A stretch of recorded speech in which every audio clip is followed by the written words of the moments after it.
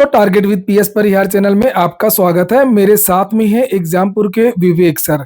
हम इनसे आज चर्चा करेंगे पुलिस कांस्टेबल भर्ती को। इस इंटरव्यू को आप लोग पूरा देखिएगा।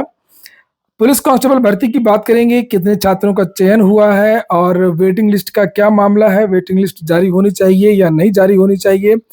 साथ में हम बात करेंगे आरओ एआरओ को लेकर के, जो उत्तर प्रदेश लोक सेवा आयोग की परीक्षा है आरओ एआरओ, जिसकी डेट आ गई है जुलाई में, उसके बारे में भी चर्चा करेंगे। क्या उसके लिए भी यहाँ पर कोई प्लान है कि नहीं है। तो आप लोग वीडियो को लास्ट तक देखिएगा। इस वीडियो को आप लोग शेयर भी कर दीजिए। चलिए शुरू करते हैं। इस संस्था से इस बार रिकॉर्ड पुलिस में विद्यार्थी चयनित हुए हैं और लगभग कितने छात्र चयनित हुए होंगे? बहुत बहुत धन्यवाद सर आपका। अभी लगभग जितना भी हमारे पास डेटा आ चुका है उसमें more than 20,000 student, more than 20,000, 1/3 से बहुत होता है ये तो। 1/3 से भी प्लस है।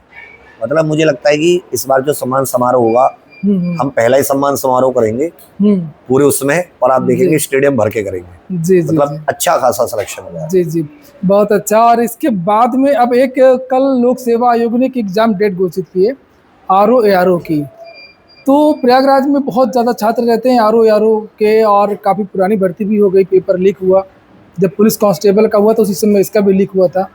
जबरदस्त धरना प्रदर्शन सबसे पहले शुरुआत आपने की थी पुलिस पेपर लीक में। आपने बहुत आगे 11 फरवरी 2024 को जब इसकी ये लीक हुआ था ना, उसमें पहला या दूसरा ट्वीट भी मेरा था इस मुद्दे पर। जी जी, मैंने डरते डरते किया। हमेशा मुखर रहते हैं इसमें, बाकी लोग तो बहुत थे। और फाइनली छात्रों की बात मानी गई और सरकार बैकफुट में आई, पोस्टपोन हो गया। अब फिर से एग्जाम डेट आई है, तो छात्रों के लिए क्या कुछ कहेंगे? अभी जैसे सर पिछले साल 11 फरवरी को एग्जाम हुआ था, फिर जब ये मार्च के महीने में इसको शुरुआत में रद्द किया गया, यूपी पुलिस कांस्टेबल पहले हो गया, इसको बाद में फिर बच्चों ने बहुत ज्यादा इसके लिए धरना प्रदर्शन, बहुत ज्यादा लाठी खाई थी, बहुत कष्ट सहे थे। तो उन्हीं के प्रयासों से सब संभव हो पाया।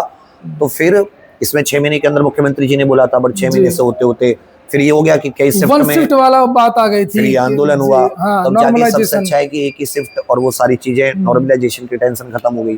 पेपर के पैटर्न में भी इस बार बदला हुआ है। तो अब ये 27 जुलाई को है, 4 महीने।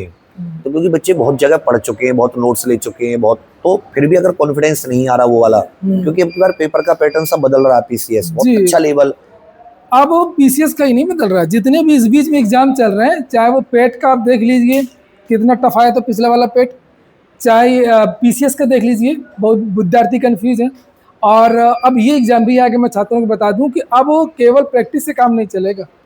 केवल प्रैक्टिस से काम नहीं चलेगा, आपको सीरियस होकर के बुक्स पढ़नी पड़ेंगे, अच्छी तरीके से पूरी तैयारी करनी होगी। तो अभी हमने इनके लिए क्या सोचा है कि हमारे पास 6-7 टीचर, कुछ नए अध्यापक आए, अच्छे अनुभवी, कुछ पुराने अध्यापक है, हमारा एक अच्छी टीम बना के मेरा था कि अपने उस टॉपिक को जाएं तो 5-6 अच्छी जो स्टैंडर्ड किताबें हैं उन सबका एक निचोड़ लेकर उस टॉपिक से जाएं, बच्चे को अलग अलग ना भटकना पड़े। इसके लिए हमने अपनी एप्लीकेशन पर, एग्जाम पर, ऑफिशियल एप्लीकेशन पर एक 99 रुपीज का, क्योंकि ये कहीं ना कहीं पढ़ चुके, इतनी किताबें ले चुके, तो उनके पास अब पैसे नहीं है। हमने कहा चलो 99 रुपए एक शगुन के तौर पर मान लो, गुरु दक्षिणा के तौर पर मान लो। शिक्षा लेना भी नहीं चाहिए निःशुल्क, और प्रॉपर बढ़िया टाइम टेबल, काफी अच्छा टाइम टेबल, 6-7 घंटे, मतलब प्रॉपर नोट्स एडवांस में देके कि आप पढ़ें जैसे भी।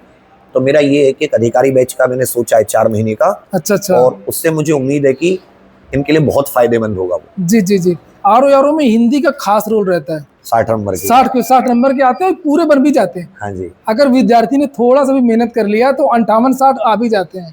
तो हिंदी कौन आप ही पढ़ाएंगे? हाँ, मैंने इसमें सोचा 4-4 घंटे की 6 क्लास ले ले, 6 टॉपिक है, 4-4 घंटे की, ज्यादा इधर उधर ना भागे, उसी को 10 बार रिवीजन कर ले। तो ये आराम से 55-56 मार के आएंगे, इतनी गारंटी। 3-4 क्वेश्चन बाहर चले जाएं कोई बात नहीं, 55-56 जरूर मार के आएंगे। 55-56 तो यहाँ से लीड कर सकते हैं। और जीएस के लिए भी किस तरीके से जीएस के लिए उसमें 5-6-7 घंटे क्लासेस रहेंगी, 3-4 सब्जेक्ट कवर करेंगे, उसमें इनको एडवांस नोट्स दे दिया करेंगे, खुद पढ़ के आए और फिर क्लास में समझे पूरा प्रोग्रामिंग। जैसे इतिहास में क्रोनोलॉजिकल ऑर्डर से क्वेश्चन बनते हैं, बहुत अजीब से क्वेश्चन तरीके से, स्टेटमेंट वाइज जिस तरीके से बनते हैं। और जो कृषि, वाणिज्य, व्यापार, जनसंख्या, नगरीकरण, ये यूपीजी के जो छोटे छोटे टॉपिक है जिन पे कोई ध्यान नहीं देता। बच्चे क्या सोचते हैं इतिहास करेंगे, पॉलिटी करेंगे और सब ये करेंगे, क्या नाम है आपका, ज्योग्राफी वगैरह, लेकिन ये भी बहुत पोर्शन है जहाँ से काफी अच्छा कर सकते हैं। थोड़ा सा सीसेट वाला पोर्शन है, वो रीजनिंग मैथ के जो कुछ क्वेश्चन आ जाते हैं। तो हम लोग कोशिश करेंगे कि इन सब पे प्रॉपर ध्यान दें। और 200 नंबर का जो पेपर है, इसमें ये नहीं कि 110-100, अधिकतम नंबर की वो टारगेट करें। तो देखा आप लोगों ने आरओ के लिए भी यहाँ पर एक ऑनलाइन बैच है, एक तरीके से निःशुल्क ही मैं कहूँगा, केवल 99 की बात, एक टोकन है। उसके बाद उस टोकन से आप लोग इस बीच में जो आपका समय, जो विद्यार्थी ऊब रहे हैं घर बैठे कंटिन्यू तैयारी करना चाहते हो तो वो विद्यार्थी तैयारी कर सकते हैं।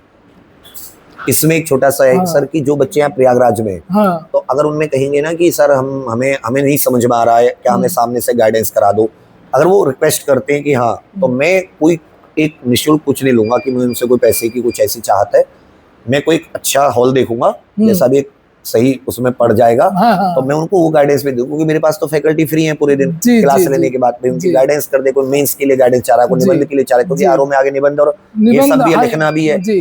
तो उसके लिए वो बहुत अच्छी फैकल्टी है जो इसमें बहुत गाइडेंस दे सकती है। अच्छा, अच्छा, अच्छा। तो उसके लिए भी बच्चे फायदा उठा सकते हैं तो आके। कोई भी डाउट क्लियर करना हो किसी टॉपिक में, किसी चैप्टर में, किसी भी चीज में, तो आप लोग यहाँ पर आकर के अपना जो डाउट है वो क्लियर कर सकते हैं उस यहाँ पर निःशुल्क, आकर उसका के। कोई फीस और नहीं है। विद्यार्थियों से कोई भी शुल्क नहीं लिया जाएगा इसको लेकर के, तो आप लोग इसका लाभ उठा सकते हैं। और एप्लीकेशन की लिंक तैयार हाँ, है, एग्जाम प्रो ऑफिशियल एप्लीकेशन का तो लिंक आप उसकी दे दो। लिंक मैं डाल दूंगा, तो आप लोग उसका फायदा ले सकते हैं।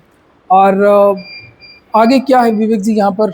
अभी तो हम लोग यहाँ पे एग्जाम पर प्रयागराज में अभी अभी ये तो, कौन सा बैच चल रहा था, इतनी ज्यादा भीड़ थी? सर ये एसआई के बेस थे एक्चुअल में, हमने यहाँ पे आके ही काम एसआई पे किया है। जी, जी, जी, कांस्टेबल के लिए तो मैं री एग्जाम के लिए उसकी प्रैक्टिस टाइप 1 महीने का टाइम मिला था, जी। तो उसमें भी ऐसे ऐसे बच्चे सेलेक्ट हुए। हमारे यहाँ सर एक सफाई कर्मचारी था, और मतलब वो बीमार भी हो गया बीच में, लेकिन वो मेहनती था, अच्छा। वो बीच में क्लास भी ले ले और थोड़ी मोटी सफाई का हाँ, काम हाँ, भी कर ले। हाँ। और सर उसका हुआ झांसी का है, कल वो बच्चा आ रहा है कांस्टेबल में? हाँ, कांस्टेसी में सर। अच्छा, अच्छा, उसका अच्छा। पहले से हमको लग गया था कि मतलब अच्छा। ये डेडिकेशन है ना कि आप सफाई का काम करके आप क्लास में बैठ रहे हैं, बिल्कुल, बिल्कुल, तो बिल्कुल। लग जाता है, वो कूद के पाँव और दिख पालने जाता है, वाली वो बात हो आपको भी समझ जाती में आ है गया कि होगा। भाई ये बच्चा निकालेगा। अच्छा, तो अच्छा। मैं अभी ऐसे बात कर रहा था, मैंने बोला यार एक बच्चा वो रोहित था ऐसे, हाँ। वो तब फिर बीच में एग्जाम के बाद में आया नहीं, बोला यार उससे बात करो, उसका हो गया। मतलब भाई उससे बुलाओ, उसको कहाँ तुमने छुपा रखा था, वो तो असली है, वो असली सिलेक्शन तो वही है। जी, सही बात है। तो ऐसा है सर, तो यहाँ पे कर रहे हैं मेहनत एसआई के लिए, आगे रेलवे के लिए, एसएससी की भी बहुत अच्छी टीम है। अच्छा, अच्छा। उसमें भी एसआई के बराबर ही बच्चे आते हैं एसएससी में। अच्छा, कोशिश कर, मेहनत कर रहे हैं अभी तो सर, मेहनत में तो खैर आपका नाम ही है। अब देखते हैं क्या होता है। जी। विद्यार्थी कमेंट कर रहे हैं, वो मांग भी कर रहे हैं वेटिंग लिस्ट को लेकर के।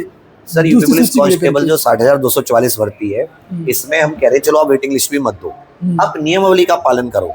आप चयन सूची आप भर्तियों के सापेक्ष क्यों बता रहे हो, जब 2017 में उस नियमावली में परिवर्तन होकर इन शब्दों को हटा दिया गया। आप ऐसी चयन सूची बताइए ना कि जिसमें से अगर मेडिकल बाहर भी हो जाए तो भी आपको 60,244 स्टूडेंट मिले। आप नियुक्ति पत्र 60,244 को बांटो। जी, जी, जी, जी। इसमें कहीं कोई नियमावली रोक नहीं लगा रही। जैसे यूपी ट्रिपल एससी का रिजल्ट आता है डीवी के लिए, तो उसमें कई गुना विद्यार्थियों को बुलाया जाता है। एग्जैक्ट सेम आप यहाँ पे करिए जी, वही यहाँ पर नियुक्ति पत्र, लेकिन एग्जैक्ट दीजिए। किसने कहा कि आप एक्स्ट्रा दीजिए, बट अब तो आप नियुक्ति पत्र 52,000 को दोगे, क्योंकि आप तो 7-8 हजार को मेडिकल में तो 7-8 हजार बिल्कुल छटेंगे, ये तो गलत है। और ये भी मैं मांग करता हूँ, और विवेक सर तो लगातार ये बात उठा ही रहे हैं कि द्वितीय सूची जारी होना चाहिए था, और ये जो रिजल्ट आया है इसमें ज्यादा विद्यार्थियों को बुलाना चाहिए था, क्योंकि ये अंतिम चयन नहीं है। अंतिम चयन मेडिकल के बाद होगा, मेडिकल और पुलिस सत्यापन के अध्ययन जो लिखा हुआ है पूरा। जी, जी। तो अगर आप लोग सहमत है तो इस वीडियो को आप लोग ज्यादा शेयर कर दें और लाइक कर दें। धन्यवाद सर।